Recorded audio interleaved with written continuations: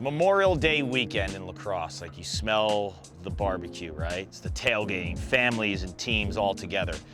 But we also crown champions, and there's been so many ridiculously talented championship teams who've hoisted trophies over the years. But some have to stand out in our minds, right? Like as the best. Who's your best? The most dominant team to me was the 2000 Maryland team. They had the greatest player in the history of the sport, Jen Adams, and it was the way in which this team faced their opponents and completely blew them out of the water. They were 22-1 on the season, an early season loss to North Carolina by 1 goal. Turns out they avenged that loss in the ACC title game. They beat them by 11 goals in that game. They ran through the NCAA tournament. They beat Princeton by 8 goals in the national title game. And Jen Adams had 136 points on the year. It was her best season. This team was the most dominant and complete team from start to finish, from February to May, running through the table. You mentioned the greatest women's player of all time, taking her team to new heights and winning a title. The greatest men's player of all time, for me, unequivocally, it's Gary Gait. The 1990 Syracuse team is the greatest team these eyeballs have ever seen. You look at the regular season, they're 13-0. Average margin of victory in the regular season, 11 goals per game. They blitzed you all over the field. They did it with offense. They did it with defense. It didn't matter. They played so fast that they just strangled teams week in and week out.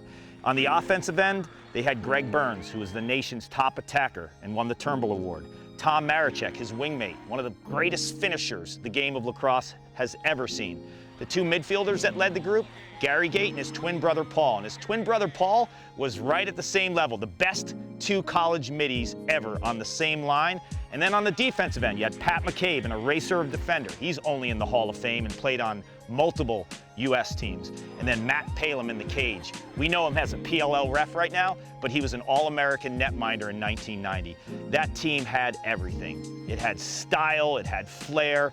It was must-watch TV when the Gates and their teammates hit the floor. When they got to the NCAA tournament, it was the same old Syracuse. They blitzed Brown in the first round. The semifinals against North Carolina.